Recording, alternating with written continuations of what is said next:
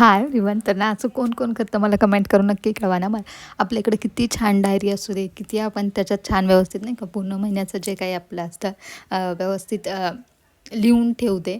म्हणजे छान आपण रेंट कधी दिलं किंवा एखादा EMI आपले इन्शुरन्सचे हप्ते वगैरे जे काही आहे ना, ते छान असं एखाद्या डायरीत लिहून ठेवलं ना. आता ही जी आहे डायरी मी मिस्टर DIYमधून घेतलेली, मी याच्यात छान सगळं व्यवस्थित लिहून ठेवत असते, म्हणजे पाणीपुरीचा हिशोब वगैरे सगळं.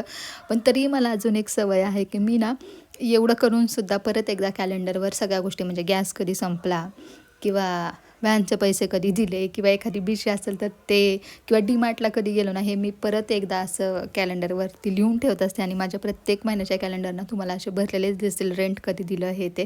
तर असं कोण कोण करतं मला कमेंट करून नक्की कळवा. म्हणजे ही सवय तुम्हालासुद्धा आहे का?